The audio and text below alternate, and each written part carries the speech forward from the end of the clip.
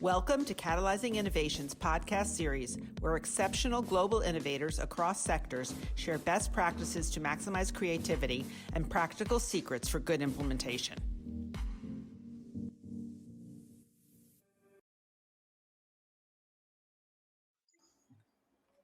I'm very happy to be interviewing Maurice, NDI today, founder of and CEO of Descartes and Mauss, the world's first stratech firm. He's speaking to us today from Paris, France, where the company is headquartered. Welcome, Maurice, and thanks for being with us. Hello, thanks for having me. So, Maurice, can you share your background and how it led to or prepared you to launch Descartes and Mauss, the company that you founded? Yes, sure. I've always had this type of double-sided background with a combination of engineering studies and at the same time more business-oriented and marketing-oriented type of interest. So it resulted in a career that has always been at the crossroads of business on one side and business application of a series of technologies, and on the other side, an obsession for new technologies and more recently artificial intelligence. So the way it translated was that at the end of my curriculum in academia, where I started at École Polytechnique in France and then in Columbia University in the US, so engineer and then business. I started with a position at McKinsey, and then pretty quickly, I switched to the entrepreneurial mode and the startup world, where I spent 10 years working in a very niche startup that I was dedicated at semantic AI, so natural language processing. And I've been developing this expertise around using and leveraging artificial intelligence for maximum business impact. I can be more specific on the Descartes and Mauss project, if you will, if you want. The reason why I founded Descartes in first place was originated based on the observation of the fact that the traditional way of doing strategy, in my opinion, was very much based on um, leveraging huge amounts of knowledge, experts all around the world, previous engagement that have been proved to be successful, which I think is very powerful approach in a stable environment. What happened in the past, I think, 2 to 3 years, and what we're seeing on a daily basis now is that the world has become very much unstable, volatile, complex, and ambiguous, which is, I'm sure you're familiar with this acronym of VUCA. And I think that when looking at this, there has to be a new way of approaching strategy, a way where you can better anticipate for what's coming next, and you're not making decisions necessarily based on historical data or what was working before at your competitors or in the past years, but deeply have a new way of approaching strategy by a deeper and more thorough understanding of how things are moving and triggered, and what drives and what influences the behaviors of the different stakeholders of your market, be it consumers, competitors, regulation, governments, or you name it. So it's long story short, the whole idea of Descartes and Mauss was to leverage again this dual approach of business on the one hand and artificial intelligence to create a new way of addressing strategy and help executive committees and decision makers be better prepared in this very unstable and volatile world. Super. So, can you explain the Descartes and Mauss, the name? Because I know it's the balance in your mind of mathematics, analytics, and anthropology and philosophy. There's a lot of things that go into, and that's what part of what makes Descartes and Mauss your company so unique. But can you just share a little bit? You touched on it before, but why you picked the name? Because I think it's an interesting story. Yeah, absolutely. Well, so like I said, I I hate to define myself as just like being only on one dimension, and I've always been very uh, what's the word? Sensitive to the idea of cross pollination. And I know, Michelle, that yourself are very, very also obsessed with this. And you're probably one of the reasons also why I have this sensitivity now about mixing things and hybridation. So going back to the name, yes, the idea was to say you can't just look at things in a rational way, and this is, I think, this is what happened with the bubble around the tech and the software, and we're trying to, and AI, which is very, very much about like rationalizing everything and data analytics. And in the past 10 years, it's been very, very intense, this shift in a lot of fields towards data first, data centricity. And I don't think you can do the opposite either. I don't think it's a good way to be only about intuition and creativity and social sciences. So what we're trying to do here is bring the power of both. So the power of data analytics that bring you objectivity and rational thinking, but also this type of spark that you can find and maybe deeper understanding and human understanding of, okay, what is the meaning of all that, and how do you make sense of the data? And I think this has to come from social sciences. So what we're doing is like we're bringing rational thinking and data analytics with social sciences, and both of them are powered by AI. No, that's super. It's really great because, as you say, you have firms on the one side that are very, very heavy into the analytics, but don't do such a great job interpreting and talking about how consumers are adapting to the trends and implementing it in their daily lives. And then you have anthropology, which is observing behavior, but it's not based on as much quantitative analytics. And it sounds like what you're saying is that D&M is unique because it's got basically a unique combination and balance of the two fields. So, Yes. what are the types of questions that brands struggle with that your work addresses?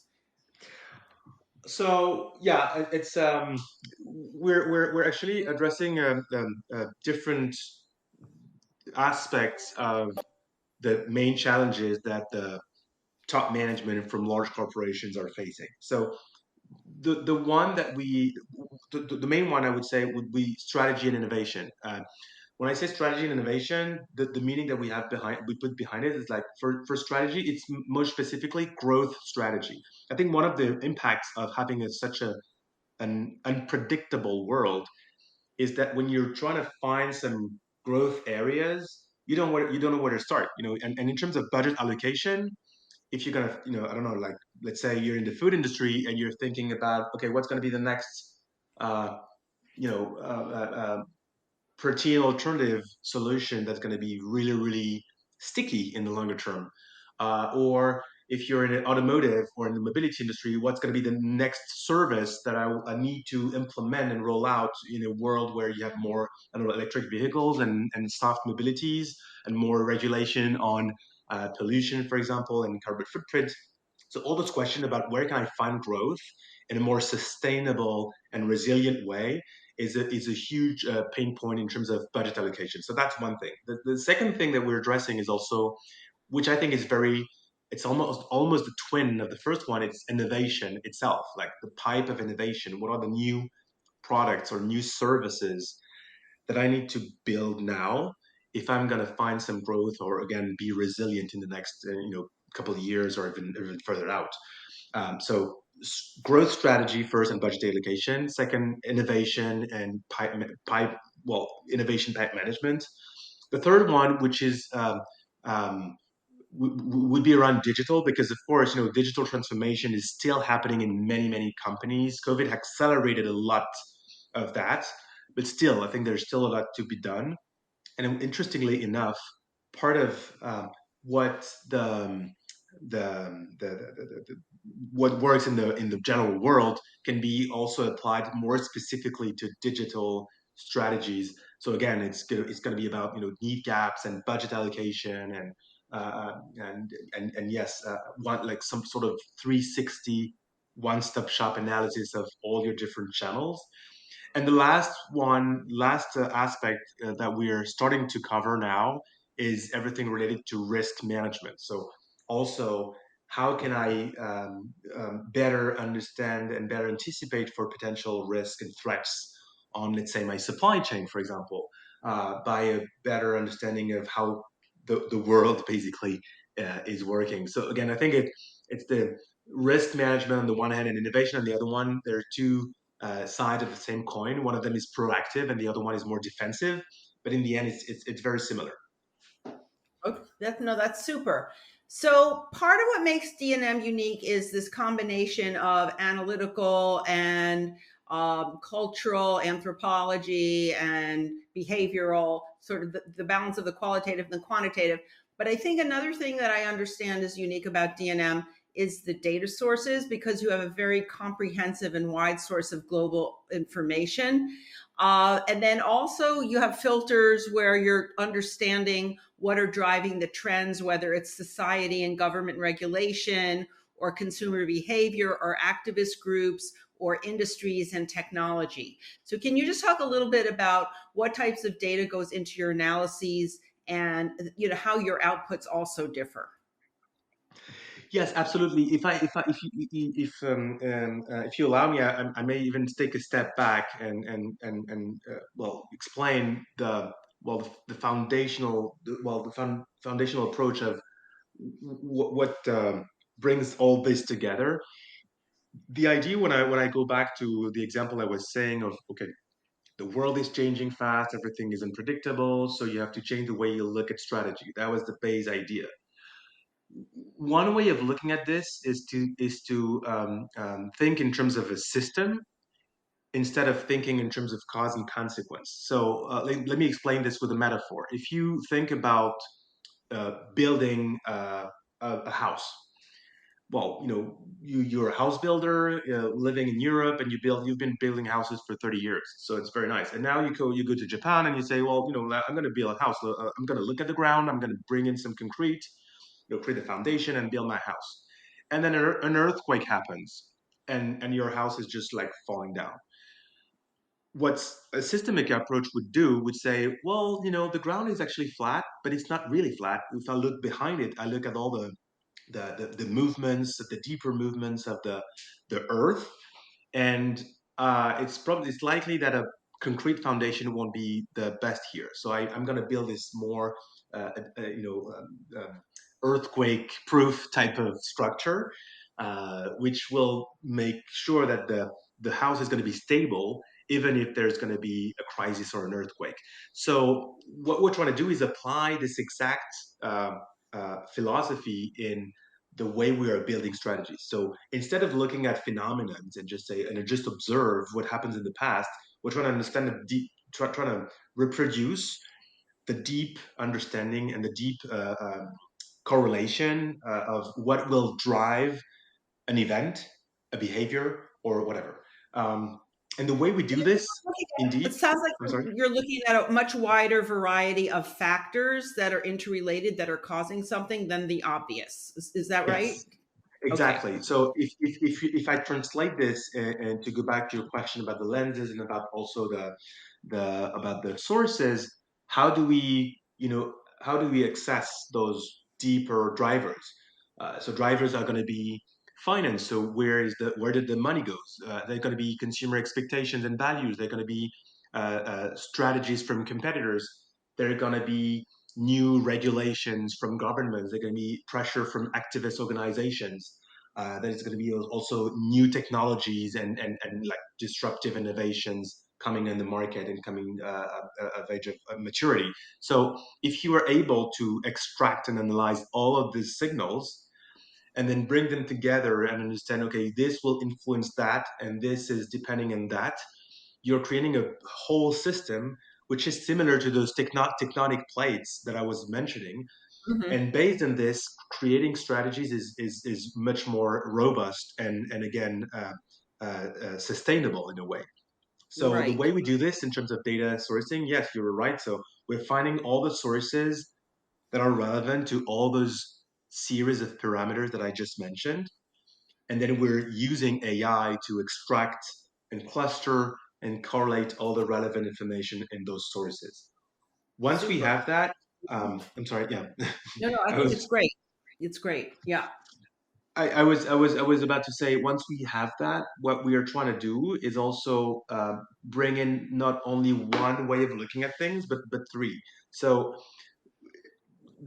we hear a lot about consumer centricity, and I think it's a great thing, but I think it may get you blindsided somehow because there are some things that are not coming from the consumer. If I take an example, well, data privacy. Data privacy is not at all something coming from the consumer, except from some very specific countries in the world. But if you look at the U.S. or France, even or Europe, even China, people don't really care so much. So the main driver is governments because they care about sovereignty, they care about cyber criminality, things like this. But consumers they don't really care. So if you only look at consumers, well, data privacy is not going to be a thing. Second thing is the metaverse. Again, it's not coming from the governments, obviously, but it's not coming either from the consumers. It's coming from the industry. The industry is investing millions and even billions or trillions of dollars in creating a solution for a problem that doesn't exist so far. So I'm not judging here. I'm just saying that the industry is pushing hard and eventually this is going to create a market for sure, but for now it's just a pure industry pressure. And again, if you look at the consumer, you're just missing completely what's happening on this side. And well, and of course consumer trends still exist. People, they're, well, what they want to eat, what they want to buy, they have their own expectations. But again, my point is that here, based on all the sources and the system that we're creating, we're also bringing in different lenses to make sure that we say, hey, you know what? This is this is an opportunity created by this new regulations and not the consumers, or this is a threat because the industry is investing massively here and it's probably going to create a market and you want to be here as well. So looking at the three different lenses and combining them is also more helpful in creating more impactful and resilient strategies, growth strategies that are going to be, again, stable and sustainable in the next years. That's great. And then my understanding is that with these three lenses or filters, society, consumer, and industry, you're in a way predicting the future on a consensus basis. It's not the definitive because no one knows the future for sure. But I know I've heard the term measuring the unmeasurable, that you are to some degree forecasting what's going to happen based on all of these factors combined. And if you average what they're all saying, what does that tell you? So can you talk a little bit about this? I don't know if it's a consensus forecast. I don't know if there's another name for it. No, yeah, you're right. Yeah, we talk a lot about consensus because I think the idea is to say that, well, obviously you can't really you can't promise that you're going to predict the future. I mean, nobody can do that. Otherwise, they would be billionaires already. So this is not what we're trying to do. What we're trying to do is to create a more accurate, I'd say, understanding of how the world is working, so that the bets that you're making, or the investment that you're making, or the initiative, the decision that you're making are, I would say, better. Um, uh, I mean, sorry, based on a better assessment of what is likely to happen. So we're not talking about forecast so much. We're talking about foresight more, and indeed, we like to say that we measure the immeasurable somehow because we are bringing a new set of metrics and scores that enable us to have a more quantitative way of looking at the future, which is not so much based on expert interviews or qualitative understanding of provocations or scenario, which exists a lot already. But I think in terms of this making decisions, you need more than this. You just need more than just a deck with inspiration or inspiring stories. You need an actual like harder type of metrics that enables you to say, well, this is very likely to happen, and if it's going to happen, it's going to happen rather sooner or later. And based on this, I can decide to create a new factory, for example, on this specific routine. And to do that, yes, you're right. One of the metrics that we're using is based on this idea of consensus, which means that you have this, if you interview thousands of experts and all of them agree on the fact that you have the right conditions that are united, that are in infrastructure, maturity of the technologies, cultural acceptance, the right funding, et cetera, well, then there's a higher chance that this is going to happen. So we're using indeed algorithms using AI to try to capture this and make sure that our recommendation are the most reliable as possible. Well, that's super. So, can you share some examples from the work you've done with clients regarding how it helped them with their strategic planning or to better utilize their marketing assets like their creative imagery and verbal descriptions? Are there any examples that you can share? Yeah, so I'd like to share two examples. So one of them is in the food industry with McDonald's, and the other one is in the beauty industry with L'Oreal. So for the first one, interestingly enough, I think McDonald's realized that the food in obviously we talk about a lot about food revolution, food as medicine, food and health. So the food industry has been hugely transformed in the past decade already, even more. And I think for a player like McDonald's, it's very hard to build a strategy where you're gonna stay a leader uh, when the market is fragmenting so much and at the same time you have a very stable offer. So how do you deal with this fast-paced change in consumer expectations and regulation about a lot of ingredients and fat and everything, and at the same time stay truthful to yourself? So the question is, well, where do we start, and what is a good way to again address all those challenges at the same time? So what we did was work at two levels. The first level was the comics, and make sure that we are creating a representation of all their challenges that they would align on. So that would be the first thing. So just create a common language where they align on, okay, what are we facing? What's in it for us in the next 10 years? What are we going to face in terms of, again, type of ingredients, regulation, all that. So there's part of it was about the type of risks, digital strategy, and experience, HR, supply. Well, basically, again, all the main challenges. So, and once we've done that, we isolated. We helped them prioritize what are the main challenges that they need to tackle now. Put differently, the critical path that they have to go through. So one of them, for example, was taking care of their employee and employee well-being, which was a major bottleneck in their growth strategy, in their ability to, again, face the different challenges they have.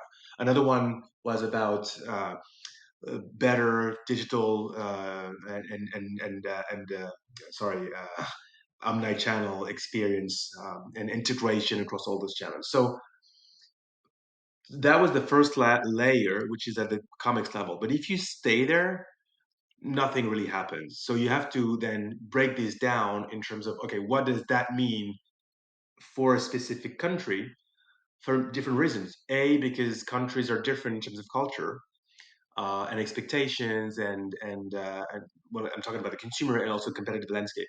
B, because also depending on the country, some countries are really advanced already on all those aspects, and so some of them have very advanced programs in terms of I don't know, digital applications, mobile phone applications, uh, delivery, e-commerce, all those different initiatives. Others are really late, so you have to adapt and to somehow reprioritize depending on the country, and also translate this high level concept into something which is more actionable. So how do you do this? Well, we use the same framework and the same data, except we deep dive at different further down at more granular level, so that we can have a more specific manifestations of, okay, what would that mean specifically in your country for this specific question. So if I take the example of food innovation, for example, I can say I want more health, I want healthier menus.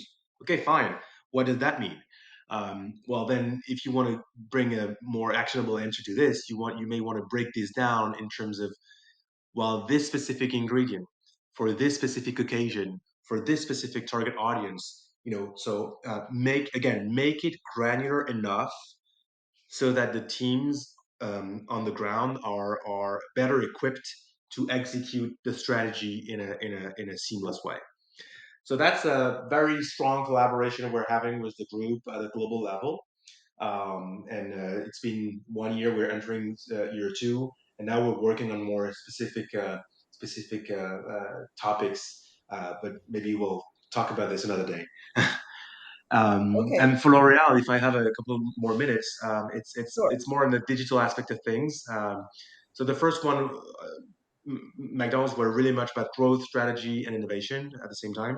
L'Oreal is more about digital. The question is, uh, so again, L'Oreal is a massive leader in their categories. Main question is, okay, how do I re-energize some categories that are flat in very mature markets like skincare? It's very, very mature. Um, it's very hard to get additional market share. You just have some new players here and there that are taking some bits of the market. But mainly the question is, okay, how do I find some new pockets of growth, either for very established categories or for a very specific occasion, which is a product launch. So I'm launching a new serum, for example. Um, how can I make sure that I will maximize the market fit? And again, here you're facing a system because, like I was saying, you have a series of communities, target audiences, influencers, media, blogs, competitors. Everybody's talking about many things at the same time. So if I'm going to engage in an impactful content strategy and product strategy, how do I name my product? How do I go to the market? Basically, the go-to-market strategy is very difficult because you know what your product does, you know what you want to talk about, but you're not sure that this is going to match what the consumer is expecting. That's the first thing. But you're not sure either that you're not saying something which your competitors are already saying. So you need to think as a system, and before even briefing your agencies that work usually in silos, you need to have a clear understanding, a cross-channel understanding of, okay, so this is where Amazon is very strong. This is what all the competitors are saying on their website. This is what the influencers are interested in. This is what the consumers are searching. And usually, all those four are not aligned. So some places, depending on what your product does, and depending on the fact that you're looking for awareness or transaction, you may use different channels for different topics. If you want to talk about wrinkles, or if you want to talk about routine, or if you want to talk about ingredients, well, again, you may not be facing the same competitive landscape, and you may not be facing the same maturity in consumers' minds. And if you don't have a clear understanding of how all this works together, then you may be briefing your SEO agency in one direction, and your media agency in the same direction, and then your PR agency in the same direction, and they're all just creating inefficiencies across the board. So the idea is to, again, identify the need gaps, identify the best channels depending on the topic and the angle that you want to address, and based on this, build consistent brief for all your channel your channels at the same time. Can you talk a little about the balance between longer term strategic planning and how foresight supports it versus short term planning that many companies are focusing on disproportionately right now because of COVID, the Ukraine war, inflation? So, from what I've seen, there's this, I don't know, tension between long term planning and short term planning. Companies know they need to do long term planning, but there's so many crises happening, And scenario planning is being done at levels it's probably never been done in history, because the potential scenarios are so more drastic, I would say, in terms of extremes.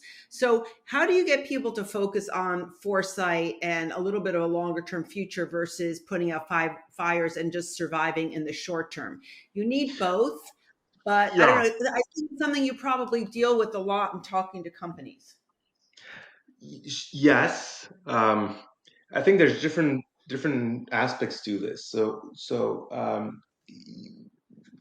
one thing is that I don't know if it's the first thing, but one thing that I realized that was a big driver of people not focusing too much on the future was just the turnover. You know, when you're a CMO, you're there for like, let's say what, 2 3 months, 2 3 years, and it's the same for CEOs. So I think in the past decades, there was no real incentive to invest so much in the next five, like what they called H2 H3. H1 H2 3 is like different time horizons. So people would focus on the short term just because uh, the short term would impact their stock price and their ultimately their compensation, and what would happen further out, they wouldn't be concerned by this, except a few visionary CEO that would be very loyal to their brand and to the company, that they would stay there and be like longer term strategies. Mostly, people would not really be interested. What has changed now is that if you're going to stay there for 3 years, for it's pretty certain that there's going to be a major crisis within the next 3 years, wherever it comes from, like a health pandemic or a war, or I don't know what it's going to be. But so I think people have also realized that they better be better at anticipating and at be more agile, and creating solutions that are going to be again stable, and enabling them to resist potential crisis. So that said, I still think people have a huge tendency to be focused on the short term. That's for sure. And I think, to your point, what's missing a lot, I think, is just understanding and knowledge and practice of how do you efficiently use foresights or anticipation to build shorter term strategies. I think a lot of it is comes down to the fact that people are not used to it. Um, so, like you said, people would do scenario planning, but then what do you do with this? How do you turn this into a strategy? Do you backcast somehow? But if it's the case, which scenario are you using? Usually, scenarios are used to as provocation, more rather than real strategy tools. And again, I think this is also why we have a very um, we are addressing a real problem here, because we are Hmm. bringing an actual decision making solution to something which is, for now, I think, a little more about inspiration, and sometimes maybe confusing. But what's for sure is that it's not used at decision making at all. I'm not directly answering the question of what's the right balance, but what I can say, I think, is that now, for sure, people are not enough investing in anticipation. They're really, really focused on tomorrow and reacting, reacting, reacting. I think the beauty of anticipation is that you're not reacting anymore, because you uh, anticipated for the fact that this could happen. So you should be better prepared Okay, in the so you end. feel it's sort of a discipline that that firms need to learn, but it's not second nature to many of them. Oh Um, no, no. I think there's been a very nice study. I think it was from KPMG that said that companies that have a deeply integrated and systematic integration of foresight in their decision making processes outperform other companies big time in times of crisis. So yeah. they looked at like stock performance before a pandemic and after, and they look at their internal capability, and the ones that that had integrated foresight capability already were performing much higher than the previous ones. So No, there that makes are ones, sense. yeah, yeah, That makes absolutely. no, it makes a lot of sense. I think the ones that don't do strategic planning or don't do foresight, they're caught off guard by small startups that recognize an opportunity and, as you say, a need gap, and they get there, and the others are blindsided. Okay, Yeah. so what departments and companies do you usually work with? It sounds like it could be marketing, it could be consumer insights, it could be strategy. How do you kind of enter a company, or who do you tend to work with? So yes, so what we do is we work well all of that you were saying. So yes, insight people, so CMI, consumer marketing insights, strategy people for sure, innovation people, yes. So marketing people are usually either innovation and or insights people already. So I think it's the same crowd. And in terms of size, I think if I'm being honest, well, I would say depend on the topic. So digital can be any size because it's something very uh, action oriented, short term actually, and immediate impact. And I think it's less heavy to roll out. Everything related to growth strategy, innovation. Well, you have to have this kind of issues. If you're not a big company with multiple locations and with like major and big investment and resource allocation questions, well, it's probably less relevant for us to be working with you.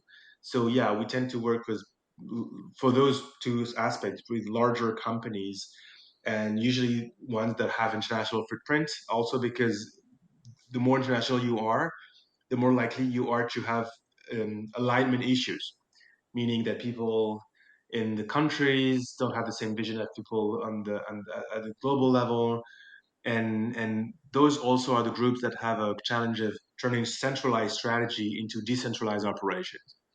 So Yes. this is where So having part of a the small value, framework. it sounds like a big part of the value of this is aligning the whole organization so people all over the world have a common interest, even though things may differ from market to market. There are certain commonalities. And then also across functions, everyone really understands, they have a common understanding of the key threats and opportunities. So can you just talk just a little bit? This will be my last question, and really appreciate your time, a little bit of what the process is like when a firm hires D&M, and then how do you make the insights actionable for companies so that they're not just one big report that they hear at one time, sounds interesting, and nothing happens. How do you get it? I think the term you've used is socialized, or into the minds of the organization broadly, so they incorporate the insights that you generate into their planning. Yeah, so I was about actually to react to what you just said before about the main thing is prioritization. It's not only, I think there's three things. One of them is prioritization, yes. The second one, sorry, one of them is alignment, yes. The second one is prioritization, and the third one would be actionability, like you said. So because if you have priorities but you don't know where to start, it doesn't you don't know how to do it. It's just useless. And if you have prioritization but not alignment, then again, you just people are not putting the same meaning behind things. So it's very hard to operate. So this is how we make things actionable. I think what you need for actionability is have the same language, which means let's say we are all sustainable. Well, what is sustainable?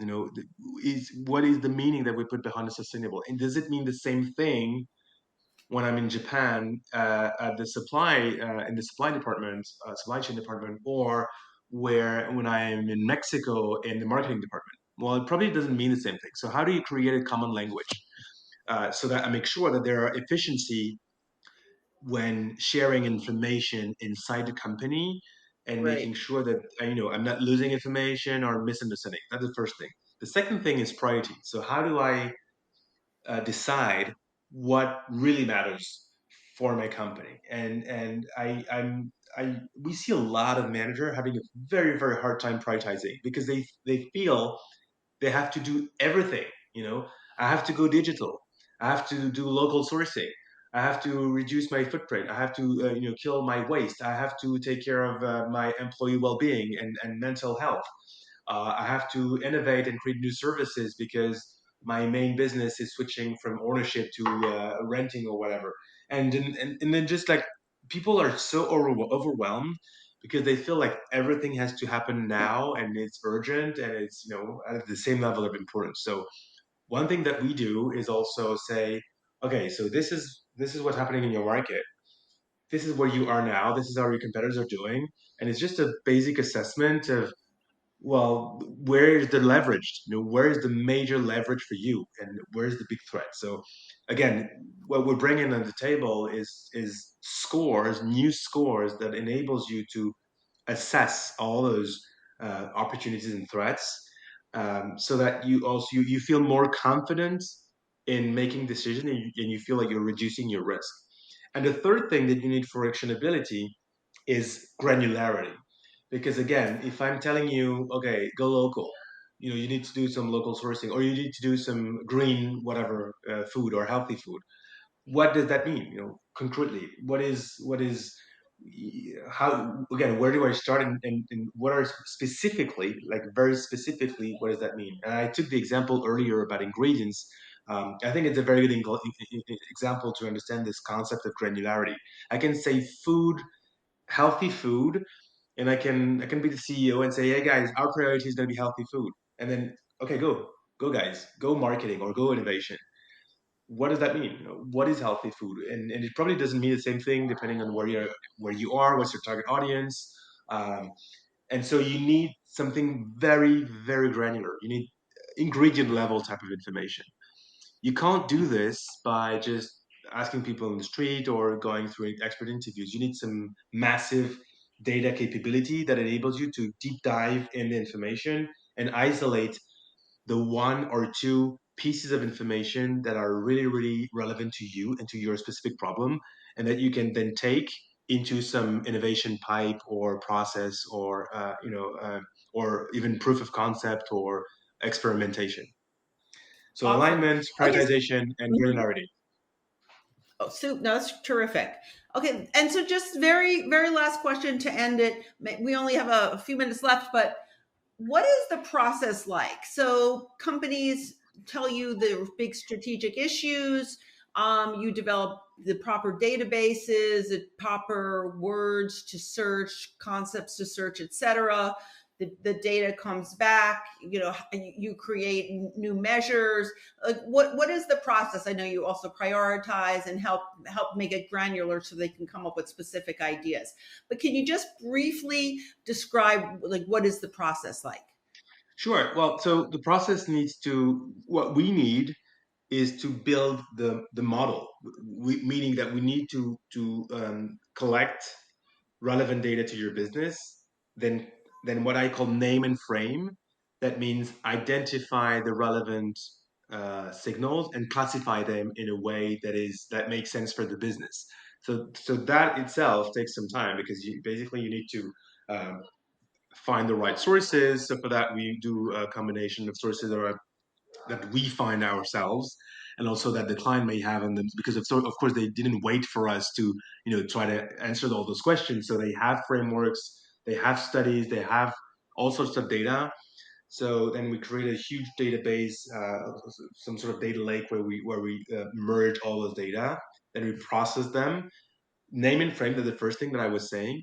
The second is to also correlate, which means, okay, I can find some sort of dependency between, um, again, healthy food and, I don't know, people happiness, or I don't know what, but just basically look at two different trends and I realize that there's a dependency. So maybe one of them is influencing the other, or I don't know, something obvious about inflation and maybe new trade-offs in the household's consumption patterns. So we will be looking for all those dependencies in all the data that we have, and then So and then you have a model. You have a model of, well, it's a simplified model for sure, but it's a model of how things work in your industry or in your market or for a specific target audience. For example, around how sustainable mobility works, or how does skincare anti-aging market works. And once we have that, then we the third part is, well, like you said, interpretation. So how do you build a story? How do you build a strategy? How do you make some recommendation of where are the threats and what are opportunities? And a big part of the work is, like you said, socializing the results, because the whole process that I just described, depending on the scope and everything, it can be a few weeks or it can be a few, much longer than this, like a few months, several months.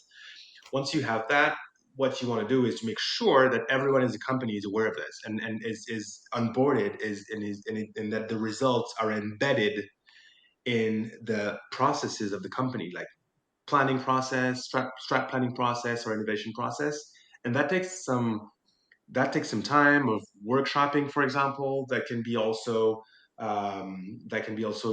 maybe creating some engaging content, video clips, creating some panel discussions, webinars. So then we're sharing and trying to, again, roll out and spread the word so that people can actually be empowered with the results and take action. Because again, I think one of the big issue that we see in a lot of projects is that it stays very high in the organization. It's very smart, but it has a hard time trickling down because people don't have the clues or have the keys to understand and again leverage the results in the most impactful way. So socializing is a critical part of the process. Fantastic. No, this was super, super interesting, very comprehensive. I really admire your vision and what you've created. And I think it's, as you say, it's a really great balance between two aspects of inputs that went into strategic planning that really weren't necessarily properly combined in the future. So thank you so much. It was very, very enlightening. Really appreciate it. Thanks a lot, Michelle.